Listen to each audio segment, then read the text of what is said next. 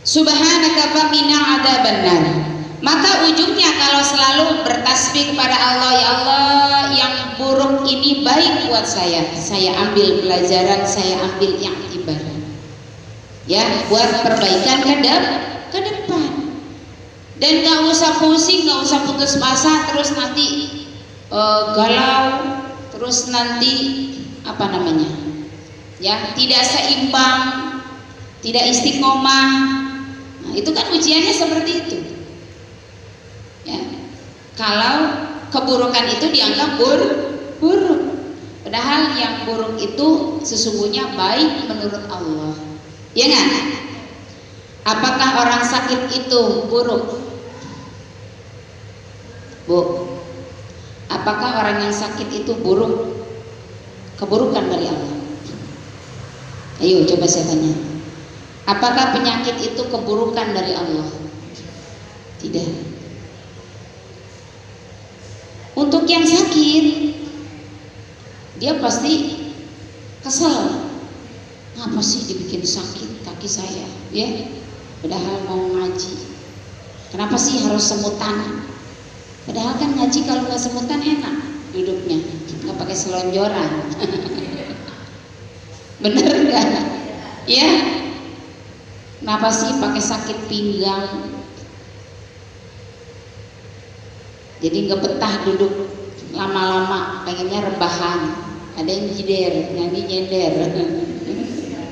Enak. Ya. Ya Allah. Itu kalau kita kacamatanya sempit, kacamata hati kita sempit, ngelihatnya yang seperti itu, fokusnya pendek, jangkauannya pendek, pasti yang ada ngeluh, bener nggak? Ngeluh, kesel, iya nggak? Tapi kalau hatinya lapang, baik sangkanya tinggi, ya, terus bahwa ini adalah sesuatu pesan dari Allah, pelajaran dari Allah, maka dia pandangannya nggak jadi bilang buruk, baik sesungguhnya. Bagaimana untuk menilai baiknya? Yaitu tadi dengan tafakur. Ya Allah, kaki kesemutan. Mungkin Allah punya maksud nih, ya. Kan kebaikan buat tukang obat. Iya enggak? Kalau nggak ada yang kesemutan, nggak ada itu yang tukang jualan asam urat, obat asam urat, iya nggak? Dokter nggak laku, Bu. Dokter rezekinya dari mana? Kan dari ibu yang sakit, bener kan? Itu adilnya Allah. Oh, berarti hati-hati makanannya, jangan tukang bayam mulu ibu beliin. Sekali-kali beli toge, ya enggak? Kan tukang toge dapat rezeki, iya enggak sih? Nah, sekali-kali belinya apa? Sawi putih, bagi rezeki ke tukang sawi putih, iya enggak? Jangan makannya yang berminyak melulu, kolesterol. Ganti tukang ikan kita kasih rezekinya, dan jangan tukang daging mulu kita kasih rezekinya. Kan di situ. Kalau kita menganggap baik apa yang buruk di kita, sesungguhnya yang ada bukanlah keburukan yang Allah kasih, yang ada adalah keadilan Allah kepada makhluk-makhluknya. Ibu sekalian yang saya hormati, sehingga selalu kita bersyukur. Oh, jangan sampai sakitnya berlama-lama, kan gitu ya. Bagi rezeki ke dokter, ikhlas Bu kalau udah ke dokter, Bu. Jangan ngeluh, duit udah dikeluarin di dokter, ya. Dokter kan gak maksa ibu, bener nggak? Nah, ikhlasin yang udah keluar. Memang harus ini membagi-bagi rezeki sama dokter gitu, Bu. Nanti kalau ibu biasa lapang kayak gitu, penyakitnya lama-lama sembuh dari dalam, insya Allah. Tetap bersyukur di dalam kondisi tidak baik. Tetap ngaji, nggak apa-apa dah. Yang penting masih bisa selonjoran daripada nggak bisa jalan sama sekali. Benar nggak Bu? Bersyukur lagi, ada tetangga kita udah nggak bisa jalan, udah nggak bisa ngaji, udah nggak bisa ketemu di mana, di kuburan, benar gak? Jadi dalam penyakit itu banyak pesan sesungguhnya, Bu. Dalam penyakit itu banyak pesan. Dalam penyakit kita itu banyak pelajaran. Kenapa kita harus sakit? Kalau badan yang nggak sakit ngerasanya kuat terus, benar nggak? Ya, kalau udah ngerasanya kuat terus, gede sombongnya, ya, lupa dirinya, benar nggak? Kalau banyak kita dikasih kekuatan, makanya dikurangin kekuatannya, sehatnya dikurangin, ya nggak? Ya, kehormatannya dikurangin, karena itu kebaikan Allah ke kita.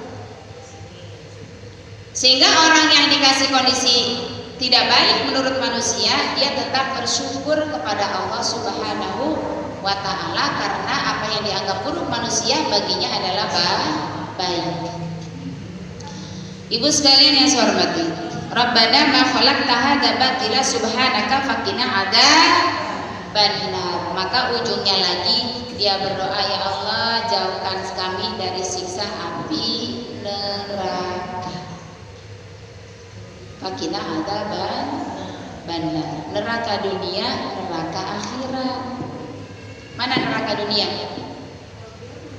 Bu, orang ada di dunianya itu enggak hasanah, tapi neraka. Makanya kita selalu berdoa, Rabbana atina fid dunya hasanah. Dunia kita minta hasanah, bukan pondok hasanah. Ya, minta kebaikan. Karena kalau enggak hasanah, maka yang ada tadi azab dunia. Ya, azab. Jadi bau-bau surga ada di dunia, bau-bau neraka juga ada di dunia. Tahu baunya surga di dunia? Bu, tahu baunya surga? Ibu pengen masuk surga, baunya aja nggak kerasa sekarang. Itu yang dibilang baunya surga. Orang anggap neraka, kita nyaman-nyaman baik. Orang anggapnya buruk, kita enak-enak aja. Itu bau surga tuh namanya. Karena di surga itu enggak ada keluh kesah. Yang ada adalah mentasbih, ya, memuji nama Allah Subhanahu wa Ta'ala. Walaupun lagi susah duit, tetap dia lapang hati, tidur enak, ya. Padahal duitnya susah loh, tapi kelihatannya nyaman aja tuh. Gak kelihatan pusingnya, senyum kalau ketemu orang, gak pernah keluh kesah. Itu namanya udah ada bau-bau surga tuh, ya. Ada orang bau neraka, duit banyak tapi gak ngerasa punya duit, pusingnya ada, ya. Itu baik. Ya, nggak terasa nikmat, orang-orang pada senang, dia kayak orang susah aja. Ya, makan nggak enak, duit banyak tapi nggak dinikmati. Bukan berarti boros, bukan Ibu ya, maksudnya. Bagaimana kita itu bisa merasakan bau-baunya surga? Meskipun kata orang nggak enak, meskipun kata orang buruk, kita ngerasanya nikmat. Ya, walaupun sakit-sakitan, dia mah lapang aja, nggak apa-apa. Orang emang lagi diuji, itu bagaimana? Itu tuh udah bau surga tuh sebenarnya, udah dapat angin-angin surga tuh. Ya, biasanya banyak yang hormat, biasanya banyak yang senyum, sekarang banyak yang manyun. Biarin, ya, nikmat saja. Ya, itu udah dapat bau surga. Kenapa? Karena dia sudah punya kata kunci. Apa tadi? Rabbana ma khalaqta hadza batil. Tidaklah Allah sia-siakan kondisi ini. Tidaklah Allah sia-siakan takdir ini. Tidaklah Allah sia-siakan saya menjalankan ini. Pasti Allah punya maksud yang terbaik. Ya, dihina orang, digibahin orang, dicaci maki orang, biarin, waktunya kita dibersihin dosa kita. Ya enggak? Ikhlas. Itu caranya Allah menggembleng sabar kita. Sabar di mulut biar diem baik, walaupun bisa ngoceh, walaupun bisa balas, sabar. Ya, itu caranya Allah bersihin diri kita. Ya, bahwa kita bukan manusia yang sempurna. Jadi nggak ada yang buruk. Suami marah mulu, sesungguhnya itu kebaikan biar kita gede sabar. Suami pelit, berarti itu ngasih tahu kita supaya jangan pelit. Ya Pak ya, banyak kebaikan. Suami malas ibadah, berarti kita yang harus nyontohin ibadah lebih kencang lagi. Kan gitu. Kalau suaminya udah pinter duluan, kita malas belajar. Tapi karena suaminya malas, kitanya jadi rajin. Benar gak sih? Karena kalau udah nyaman semua, ini kita lalai, Bu. Suami pinter, penyabar, dermawan, ngasih duitnya ke istri. Apalagi ganteng, apalagi ya penyayang, jujur, semua duit dikasih ke kita. Ya apa ya? Itu fase aman. Itu membuat kita tuh lalai, Bu. Apaan sih pun duitnya? Ya biarin, kalau diler begitu diambil orang. Ya Bu ya. Jadi yang baik itu yang kita alamin sekarang, baik sama-sama Allah, nggak ada yang batil, nggak ada yang buruk, itu semua kebaikan buat saya supaya saya menjadi diri yang lebih baik, insya Allah. Rabbana innaka man tudkhilin nar faqad ahsaita wa ma lidh-dhalimina min ansor. Terus Rabbana, sesungguhnya Engkau ya Allah, innaka man tudkhilin nar, sesungguhnya siapa yang Engkau masukkan ke dalam neraka, faqad ahsaita, maka sungguh binasa dia, hinalah dia. Wa ma lidh-dhalimina min ansor, dan tidak ada bagi orang yang zalim satu penolong pun. Artinya kalau kita ya yakin semua baik dari Allah, maka itu sesungguhnya pertolongan Allah akan hidup ke diri kita, akan muncul ke diri kita. Nah, orang-orang yang tidak merasakan kebaikan dari Allah, selalu merasanya buruk, inilah yang masuk ke dalam neraka, yang menghinakan dirinya sendiri sesungguhnya. Berarti dia sudah menzalimi dirinya sendiri. Kalau kita berburuk sangka sama Allah, maka kita berarti menzalimi diri kita sendiri. Dikasih suami yang begini, pengennya yang begitu. Dikasih anak yang begono, pengennya yang begini, benar nggak? Dikasih teman yang begitu, pengennya yang begini. Ya, kalau kita selalu tidak bersyukur, menganggap buruk selalu dari Allah, maka yang ada hidup dalam neraka, nggak tenang, nggak bersyukur, keluh kesah, yang putus asa.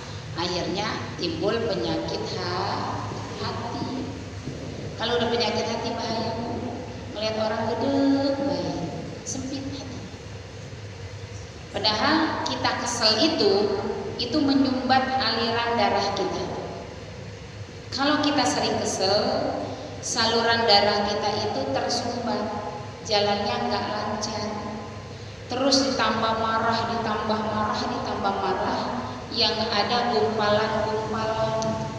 Kalau udah gumpalan, maka pompa jantung akan bermasalah. Akhirnya apa? Sakit jantung, darah tinggi, darahnya nggak mau merendah, tinggi terus. Karena itu tadi dari hati yang tidak lapang, kesel, marah, mau marah sama siapa kek terserah, itu akan mempengaruhi fisik kesehatannya, ya. Belum lagi nanti psikologi, bahaya. Makanya kita ngaji nih, ngaji hati, ya, bukan cuma ngaji lisan. Jadi apa yang di Quran ini kita praktekin, insya Allah sehat lahir batin. Pengen nggak sehat? Cuman sehat badan doang, batin nggak sehat? Enggak. Kita pengen batin sehat, jasmani sehat. Ketawanya ikhlas, insya Allah, ya. Jadi insya Allah sehat sampai tua, sakitnya nggak macam-macam, insya Allah. Pusing-pusing dikit biasalah, masuk angin namanya juga badan udah tua, ya nggak sih? Ya, darah udah mau naik turun lagi. Kenapa?